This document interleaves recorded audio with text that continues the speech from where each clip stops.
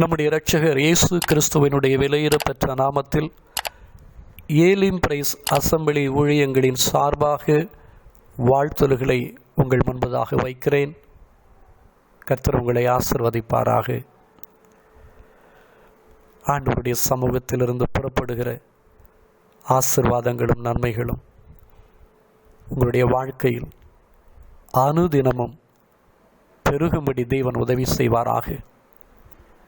நீங்கள் எல்லாவற்றிலும் சுகத்தோடும் பலத்தோடும் நீங்கள் வாழும்படி தேவாவியானவர் உங்களோடு கூட இருந்து உங்களை நடத்தட்டும். நாம் செபிக்கலாமா? செபிப்போம். எங்களை நேசிக்கிற அருமையான பரலோக பரிசுத்த தந்தையே, அப்பா பிதாவே, உம்மை துதிக்கிறப்பா, உம்மை ஸ்தோத்தரிக்கிறப்பா. விலையேற பெற்று உம்முடைய இரத்தம் எங்களுடைய பாவங்களை எல்லாம் கழுவி எங்களை சுத்தமாக்க இன்றும் நீர் எங்களுக்குள் கிரியை நடப்பித்துக் கொண்டிருக்கிறீர். உம்முடைய கிருபையுள்ள கரம் எங்கள் ஒவ்வொருவரையும் மீட்டெடுத்திருக்கிறது ராஜா. இந்த மீட்பிற்காக, இந்த ரட்சிப்புக்காக, அந்த பரிசுத்தத்திற்காக நாங்கள் உமக்கு நன்றி செலுத்துகிறோம். இந்த நாளிலும் உம்முடைய வார்த்தைகளை கொண்டு நீர் எங்களோடு கூட நீங்கள் பேசுங்கப்பா. அது ஒன்றுதான்ப்பா எங்களுக்கு ஆறுதல். உம்முடைய வார்த்தைகள் மட்டும்தான் எங்களுக்கு ஜீவன், சந்தோஷம் எல்லாம். எங்களோடு நீர் இடைப்படுவதற்காக நாங்கள் நன்றி செலுத்துகிறோம். துதிகன மகிமையெல்லாம் உமக்கு செலுத்தி செபத்தை தாழ்மையோடு எடுக்கிறோம் எங்கள் நல்ல பிதாவே. ஆமென், ஆமென். அன்பான தேவனுடைய சபையாரே, கர்த்தருக்குள் சந்தோஷமாய் இருங்கள், சந்தோஷமாய் இருங்கள் என்று மறுபடியும் உங்களுக்கு சொல்லுகிறேன் என்று எழுதியிருக்கிற வேத வார்த்தையின்படி உங்களை மீண்டுமாய் நான் வாழ்த்துகிறேன். கர்த்தர் உங்களை ஆசீர்வதிப்பாராக. இந்த நாளிலும் லூக்கா எழுதின சுவிசேஷம் 15வது அதிகாரம் 4வது வசனம். லூக்கா எழுதின சுவிசேஷம் 15வது அதிகாரம் 4வது வசனம். உங்களில் ஒரு மனுஷன் 100 ஆடுகளை உடையவனாயிருந்து அவைகளில் ஒன்று காணாமல் போனால் 99 ஆடுகளையும் வனாந்தரத்திலே விட்டு காணாமல் போன ஆட்டை கண்டுபிடிக்கும் அளவும் தேடித் திரியானோ? இந்த பகுதியில் இருக்கிற இந்த வார்த்தைகளை நாம் பல முறை தியானித்திருக்கலாம். பல தேவ செய்திகளை இந்த வார்த்தையை அடிப்படையாக வைத்து நாம் கேட்டிருக்கலாம். இன்றும் இதே வார்த்தையோடு தேவன் நம்மோடு இடைப்பட அவர் விரும்புகிறார்.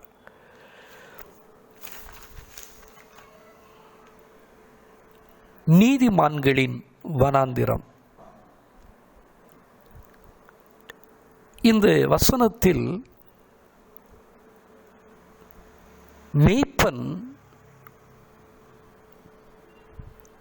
தன்னிடத்தில் இருக்கிற 99 ஆடுகளையும் வனாந்தரத்திலே விட்டு காணாமல் போன ஒரு ஆட்டை தேடி அவன் சென்று விடுகிறானாம். இயேசு அப்படித்தான் சொல்லுகிறார். இந்த வனாந்தரம் ஒரு ஓப்பன் கண்ட்ரி, திறந்த வெளியில் இருக்கக்கூடிய ஒரு பகுதி. எந்த நேரத்திலும் எப்படிப்பட்ட சூழ்நிலைகளையும் நாம் சந்திக்க நேரிடும் நிலை கூட இந்த சூழ்நிலையில் வரலாம். ஆம் பிரியமானவர்களே, இன்றைக்கும் கூட அநேக தேவனுடைய பிள்ளைகள் இந்த வனாந்தர அனுபவத்தை குறித்து வருத்தத்தோடும் சஞ்சலத்தோடும் வாழ்க்கையில் கடந்து போவதை நாம் பார்த்திருக்கக்கூடும். அநேக தேவனுடைய பிள்ளைகள் இந்த வனாந்தரத்தின் அனுபவத்தை ஏதோ ஒரு வேண்டாத ஒரு அனுபவமாக, தேவையில்லாத ஒரு அனுபவமாக, அர்த்தமில்லாத ஒரு அனுபவமாக நினைத்து அவர்கள் புலம்பிக் கொண்டிருக்கிறார்கள். மீண்டும் ஒரு உண்மையை நாம் புரிந்து கொள்ள வேண்டும். இந்த வனாந்தரத்தில் விடப்பட்டவர்கள் மெய்ப்பனுடைய நம்பிக்கைக்குரியவர்கள். மெய்ப்பனுடைய நம்பிக்கைக்குரிய ஆடுகள்தான் இந்த 99 ஆடுகளும். இந்த ஆடுகள்தான் திறந்த வெளியாய் இருக்கக்கூடிய இந்த வனாந்தரத்தில் எப்படிப்பட்ட சூழ்நிலைகளையும் சந்திக்கக்கூடிய ஒரு காரியத்திற்கு தங்களை ஆயத்தமாக வைத்து கொண்டிருக்கிற கூட்டம். உன்னத பாட்டின் புஸ்தகம் 4வது அதிகாரம் 12வது வசனம், நீதிமான்களுடைய கூட்டமாகிய மணவாட்டியை பார்த்து மணவாளன் சொல்லுகிற ஒரு வார்த்தை இப்படி எழுதப்பட்டிருக்கிறது.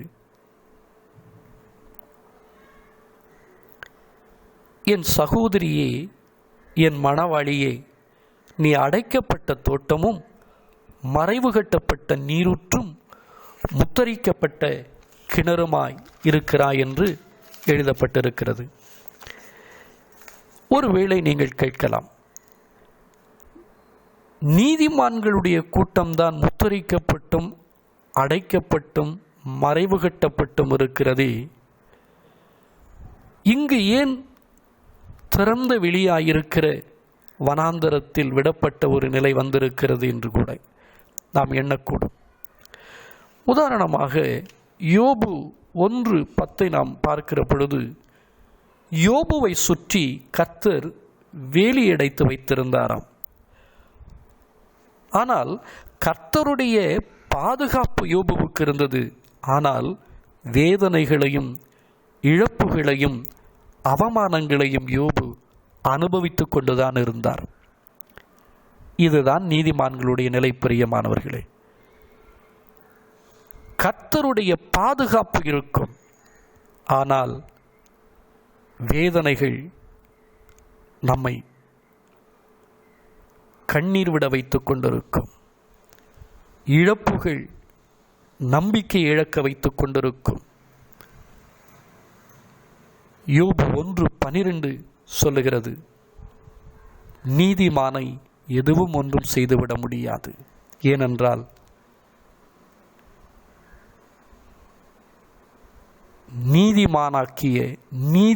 நீதிமான்களாக்கிய நீதிபரர் நம்மோடு கூட இருக்கிறபடியினால் நம்மை ஒன்றும் செய்துவிட முடியாது.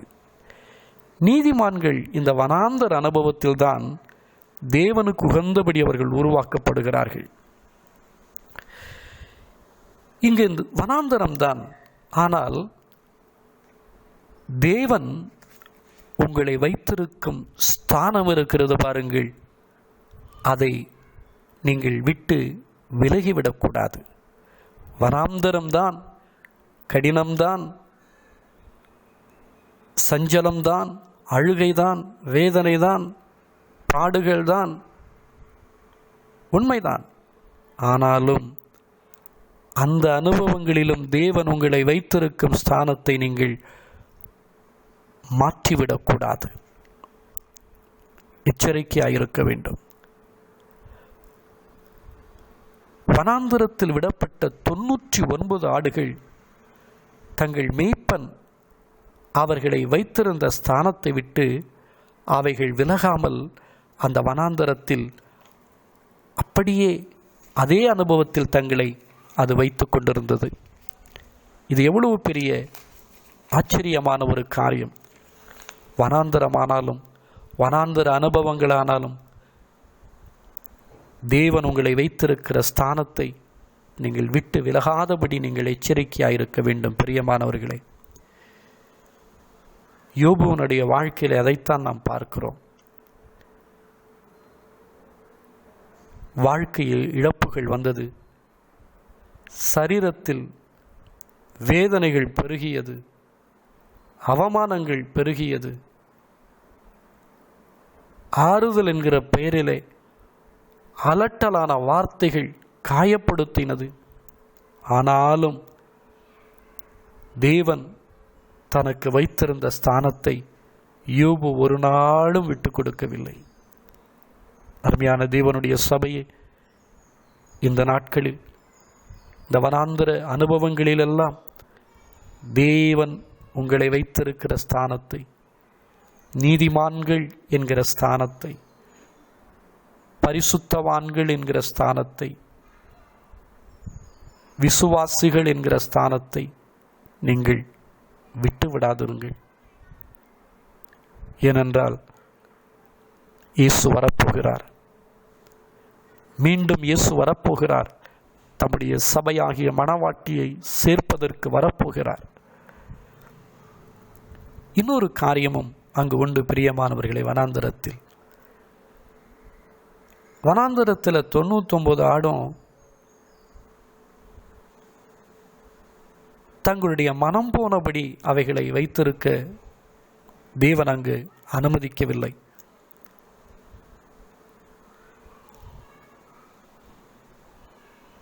அந்த வனாந்தரத்தில் விடப்பட்ட 99 ஆடுகளும்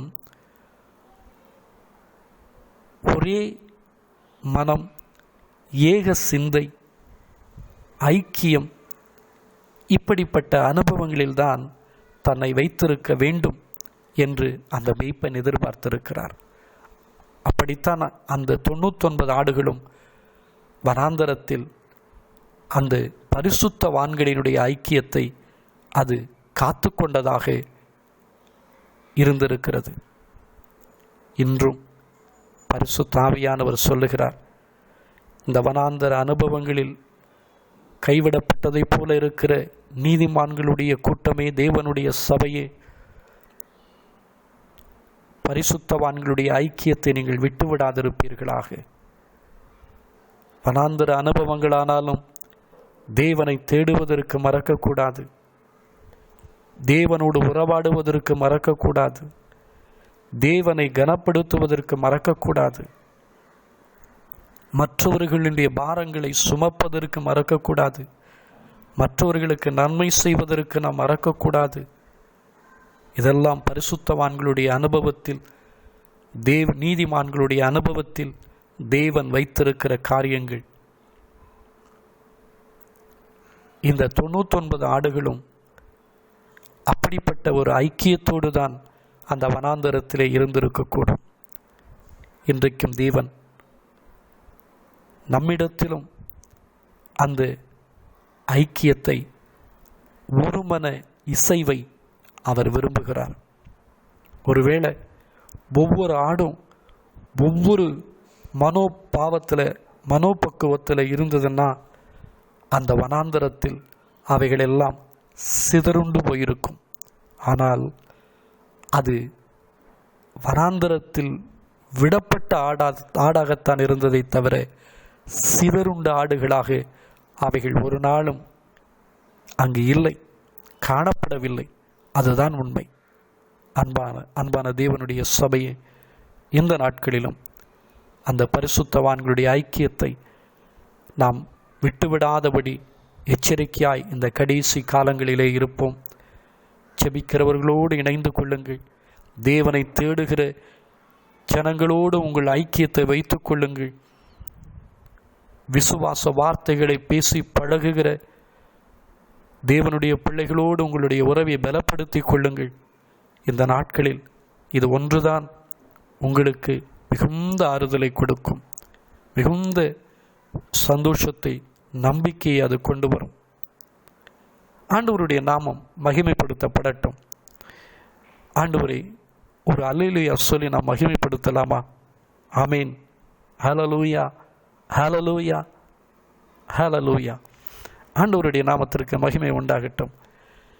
இந்த வனாந்தரத்தில் விடப்பட்டிருக்கிற இந்த நீதிமான்களுடைய 99 ஆடுகளுடைய இன்னொரு அனுபவம் என்ன தெரியுமா? இந்த வனாந்தரத்தில் ஏசாயா தீர்க்கதரிசியின் புஸ்தகம் 13வது அதிகாரம், ஏசாயா தீர்க்கதரிசியின் புஸ்தகம் 13வது அதிகாரம் 21வது வசனத்தை நான் வாசிக்கிறேன். காட்டு மிருகங்கள் அங்கே படுத்துக்கொள்ளும், ஊளையிடும் பிராணிகள் அவர்கள் வீடுகளை நிரப்பும், கோட்டான்கள் அங்கே குடிகொள்ளும், காட்டாடு அங்கே துள்ளும். இந்த வனாந்தர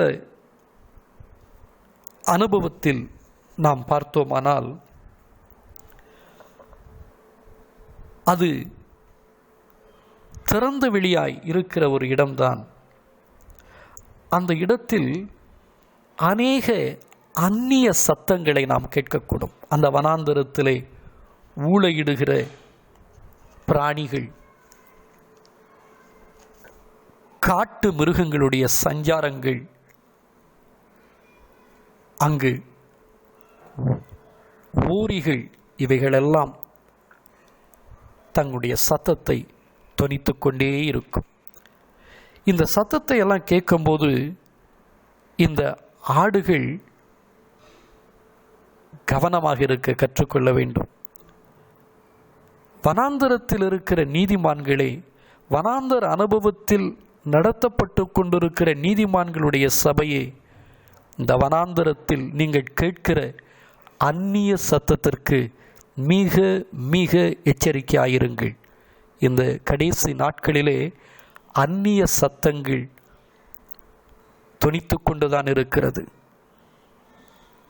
லூக்கா 4வது அதிகாரம், மத்தேயு 4வது அதிகாரத்தை பார்க்கிற பொழுது, இயேசு பரிசுத்த ஆவியானவரால் வனாந்தரத்திற்கு கொண்டு செல்லப்பட்ட பொழுது அந்த வனாந்தரத்திலே ஒரு சத்தம், அந்த சத்தம் இயேசு கிறிஸ்துவனுடைய அந்த பிரதிஷ்டை உள்ள வாழ்வை, பிதாவுக்கு பிரியமாக வாழக்கூடிய அந்த அர்ப்பணிக்கப்பட்ட வாழ்வை கவிழ்த்து போடும்படியாய் அங்கு ஒரு சத்தம் பிசாசின் மூலமாய் உண்டானது. இந்த அந்நிய சத்தத்திற்கு நம்முடைய ஆண்டவராகிய இயேசு கிறிஸ்து எதிர்த்து நின்றார். பிசாசு அவரை விட்டு விலகி ஓடினான். நாமும் கூட இந்த கடினமான வனாந்தர அனுபவத்தில் வழிநடத்தப்படுகிற பொழுது இந்த அந்நிய சத்தங்களுக்கெல்லாம் நாம் எச்சரிக்கையாக இருக்க வேண்டும். உபதேசத்தின் அந்நிய சத்தங்கள் வரும், சத்தியத்திற்கு விரோதமாய் இருக்கிற அந்நிய சத்தங்கள் வரும். இவைகளையெல்லாம் கவனமாய் நாம் கேட்டு அதற்கு நம்மை விலக்கி பாதுகாத்து கொள்ள வேண்டும். இயேசு தம்முடைய மந்தையை குறித்து சொல்லுகிற பொழுது யோவான் எழுதின சுவிசேஷத்திலே அவர் சொல்லியிருக்கிற வார்த்தை,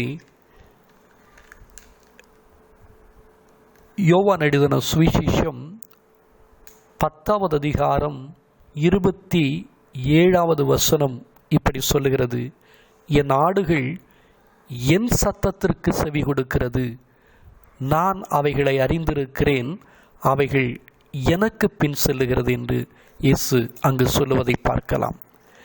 வனாந்தர அனுபவமாக இருந்தாலும் நம்முடைய நல்ல மேய்ப்பனாய் இருக்கிற இயேசு கிறிஸ்துவனுடைய சத்தத்திற்கு மாத்திரம் செவி கொடுக்கிற ஒரு அனுபவம் நீதிமான்களுடைய கூட்டத்திற்கு உண்டு, விசுவாசிகளாகிய கூட்டத்திற்கு உண்டு, சபையாகிய கூட்டத்திற்கு உண்டு. அவைகள் தங்களுடைய மேய்ப்பனுடைய சத்தத்தையும் அந்நிய சத்தத்தையும் நன்கு ஆராய்ந்து இருக்கும். இன்னைக்கு நிறைய நாம் பார்க்கிற ஒரு வேதனையான ஒரு காரியம் என்ன தெரியுமா? மேய்ப்பனுடைய சத்தத்தை கேட்கிற ஆடுகளும் இன்றைக்கு அந்நிய சத்தத்தையும் மேய்ப்பனுக்குரிய சத்தமாகவே எடுத்துக்கொண்டு வாழுகிற ஓடுகிற ஒரு சூழ்நிலைகளைத்தான் இந்த நாளிலே பார்த்து கொண்டிருக்கிறோம். எவ்வளவு வேதனையான ஒரு காரியம்! ஆவியானவர் இந்த காரியங்களிலெல்லாம் துக்கப்படுகிறார். நாம் ஆவியானவரை துக்கப்படுத்துகிறோம் என்பதுதான் இதனுடைய அர்த்தம். நம்முடைய மெய்ப்பனாகிய நம்முடைய இயேசு கிறிஸ்துவனுடைய சத்தத்தை நாம் கனப்படுத்துவதற்காகத்தான் தெரிந்து கொள்ளப்பட்டிருக்கிறோம். அந்நிய சத்தத்தை நாம் எதிர்த்து நிற்போம். அந்த அந்நிய சத்தத்திற்கு நாம் இடம் கொடுக்காமல் அவைகளையெல்லாம் நாம் மேற்கொள்ளுவோம். இந்த கிருபையை நம்முடைய நல்ல மேய்ப்பனாகிய இயேசு கிறிஸ்து நமக்கு கொடுத்திருக்கிறார். எச்சரிக்கையாயிருங்கள், ஜாக்கிரதையாக இருங்கள். இந்த வனாந்தர வாழ்க்கையில் அந்நிய சத்தம் வரும். நாம் அதற்கு தப்பித்துக்கொள்ள வகை தேடிக்கொள்ளுவோம். இன்னொரு காரியம் இந்த வனாந்தரத்தில் உண்டு. மெய்ப்பன் அந்த ஒரு ஆட்டுக்காக அந்த 99 ஆடுகளையும் வனாந்தரத்தில் விட்டு போய்விட்டார். இந்த வனாந்தரத்தில் இந்த ஆடுகள் 99 ஆடுகளும் எப்படி அது மேய்ச்சலை கண்டடைந்திருக்கும்? எப்படி அது அந்த வனாந்தரத்திலே பயணம் செய்திருக்கும்? 1 பேதுரு 2வது அதிகாரம் 21வது வசனம் நான் வாசிக்கிறேன். 1 பேதுரு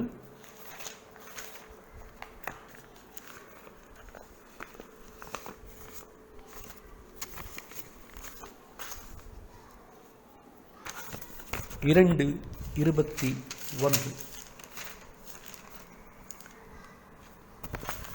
இதற்காக நீங்கள் அழைக்கப்பட்டும் இருக்கிறீர்கள். ஏனெனில் கிறிஸ்துவும் உங்களுக்காக பாடுபட்டு நீங்கள் தம்முடைய அடிச்சுவடுகளை தொடர்ந்து வரும்படி உங்களுக்கு மாதிரியை பின்வைத்து போனார். இங்கு மெய்ப்பனுடைய அடிச்சுவடுகளை இந்த வனாந்தரத்தில் அந்த 99 ஆடுகளும் பின்பற்றி அது நடந்திருக்கிறது. அதனால்தான் அந்த வனாந்தரத்தில் மெய்ப்பனுடைய நம்பிக்கைக்குரியவைகளாய் அந்த ஆடுகள் காணப்பட்டது. இன்றும் நம்முடைய நல்ல மெய்ப்பனுடைய அடிசுவடுகளை நாம் விட்டுவிடாதபடி அதை பின்பற்றுகிறவர்களாய் இருக்க வேண்டும். இயேசு கிறிஸ்துவை கவனித்து பாருங்கள் என்று சொல்லி எபிரேய ஆசிரியர் எழுதுகிறதை நாம் பார்க்கலாம். இயேசுவை நீங்கள் கவனித்து பாருங்கள், நல்ல மெய்ப்பனாகிய அவரை கவனித்து பாருங்கள் என்று சொல்லி எழுதுகிறார். ஏனென்றால் மெய்ப்பனுடைய அடிசுவடுகளை நாம் பின்பற்றும் பொழுதுதான் அவரை போலவே நாம் நம்மையும் வைத்துக்கொள்ள முடியும். அதுதான் நமக்கு உகந்த ஒரு பாதுகாப்பு. அந்த வனாந்தரத்தில் மேய்ப்பன் நடந்த அடிச்சுவடுகளை அந்த ஆடுகள் பின்பற்றி செல்லுகிற பொழுது எந்த ஒரு கொடுமையான காட்டு விலங்குகளும் அந்த ஆடுகளை தொடாதிருக்கும்படி அந்த அடிச்சுவடுகள் அவைகளை வழிநடத்தி இருக்கும் பாதுகாப்பாக. இன்றைக்கும் இந்த வனாந்தர வாழ்க்கையினுடைய அனுபவத்தில் நீதிமான்களின் கூட்டமாயிருக்கிற நமக்கும் இயேசு கிறிஸ்து விட்டு சென்ற அந்த பாதை தான் ஒரு உகந்த பாதுகாப்பு. இந்த அடிச்சுவடுகளில் நாம் நடக்க நாம் பழகி கொள்ளும் பொழுது சத்துருவானவன் நம்மை ஒன்றும் செய்துவிட முடியாது.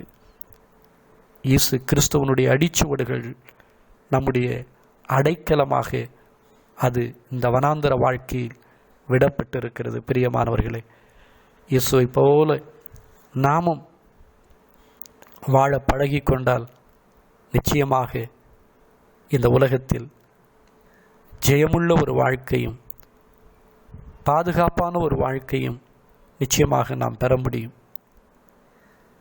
இந்த வனாந்தரத்தில்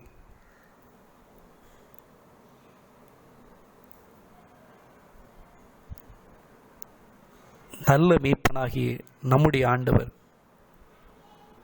நன்மையான காரியங்களை நமக்கு வைத்திருக்கிறார். இந்த வனாந்தரத்தின் வாழ்க்கையை ஏதோ வருத்தமாக நினைத்து கொண்டு வழி விலகி நீங்கள் வாழ்ந்து விடாதிருங்கள். பதட்டப்பட்டு பரலோகத்தின் பாதையை விட்டு ஓடிவிடாதிருங்கள். பரிசுத்த ஆவியானவர் நமக்கு பக்கபலமாக இருக்கிறார். இந்த கடைசி காலங்களிலெல்லாம் நீதிமான்களுடைய வனாந்தரம் அது நிச்சயம் வசந்தத்தினுடைய அனுபவங்களை நமக்கு கற்றுக் கொடுக்கும், பெற்றுக் கொடுக்கும். நாம் ஜெபிக்கப் போகிறோம். நீதிமான்களின் வனாந்தரம் அது நித்தியத்தினுடைய அனுபவங்களை உள்ளடக்கியது. பிரியமானவர்களே, வனாந்தரம் என்று சொல்லும் பொழுதே ஏதோ கண்ணீர் வடித்து கொண்டும் கலக்கத்தில் இருந்து கொண்டும் கவலைப்பட்டு கொண்டும் காயங்களை சுமந்து கொண்டும் வேதனைகளை சுமந்து கொண்டும் பாரங்களை சுமந்து கொண்டும் வாழுகிற ஒரு வாழ்க்கை என்று எண்ணிவிடாதிருங்கள். நீதிமான்கள் விடப்பட்ட வனாந்தரத்தில் நித்திய ஜீவனுக்குண்டான அனுபவங்கள் உண்டு, நித்திய ஜீவனுக்குண்டான மகிமை உண்டு. அவைகளையெல்லாம் இந்த நாட்களில் நாம் சுதந்திரித்துக் கொள்ளுவோம். ஜெபிக்கலாமா? ஜெபிப்போம்.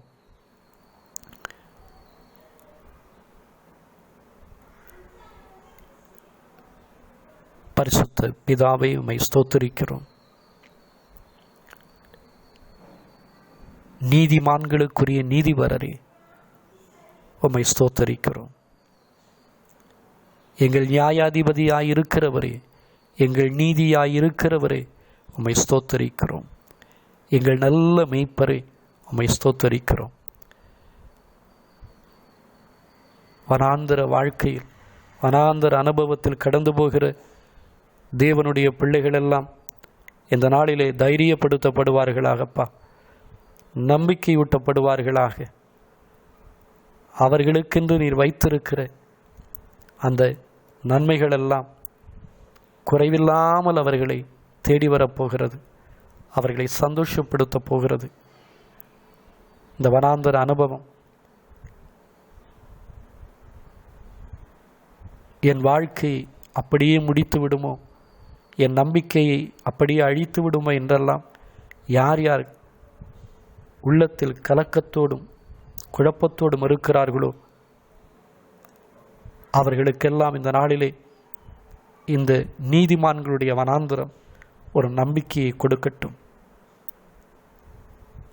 இதில் உம்முடைய அடிச்சுவடுகள் உண்டு என்பதை உம்முடைய பிள்ளைகள் மறக்காதிருக்கட்டும். அந்த அடிச்சுவடுகளை தேடி அதில் தங்களுடைய காலடிகளை வைத்து பயணிக்க கற்றுக்கொள்ளட்டும். உம்முடைய பாதுகாப்பை நீர் வைத்திருக்கிறீர். அது வனாந்தர அனுபவமானாலும் எந்த துஷ்ட மிருகங்களும் ஒன்றும் எங்களை தொட முடியாது.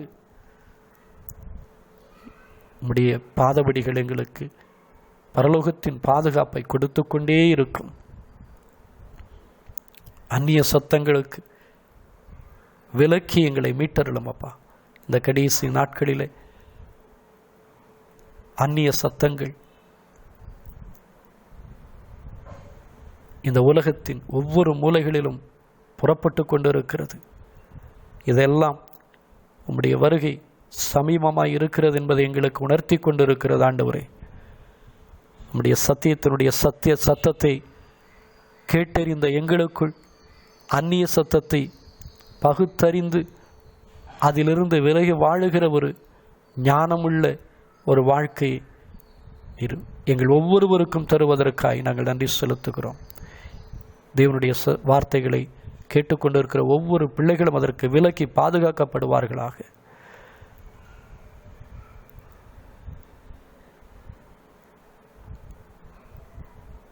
தேவன் விரும்புகிற ஊழியத்தையும் தேவன் கொடுக்கிற அந்த சத்தியத்தினுடைய சத்தத்தையும் உமக்கேற்றபடி பகுத்து ஆராய்ந்து அதற்கு தங்களை அர்ப்பணிக்கிற இருதயத்தை ஒவ்வொரு தேவனுடைய பிள்ளைகளுக்கும் இந்த நாட்களிலே நீர் தருவதற்காய் ஸ்தோத்திரம். உம்முடைய கிருபை அவர்களை சூழ்ந்து கொள்ளட்டும், நன்மையால் அவர்களை நிரப்பும். இயேசுவின் நாமத்தில் ஜெபிக்கிறோம் எங்கள் நல்ல பிதாவே. ஆமேன், ஆமேன், ஆமேன். ஹல்லேலூயா, ஹல்லேலூயா. கர்த்தர் உங்களை ஆசீர்வதிப்பாராக. பிரியமானவர்களே, மற்றும் ஒரு தேவனுடைய செய்தியோடு உங்களை சந்திக்கிறவரை தேவனுடைய கிருபை உங்களை மறைத்து நடத்தட்டும், பாதுகாத்து நடத்தட்டும், ஆசீர்வதித்து நடத்தட்டும். ஆமீன். ஹல்லேலூயா.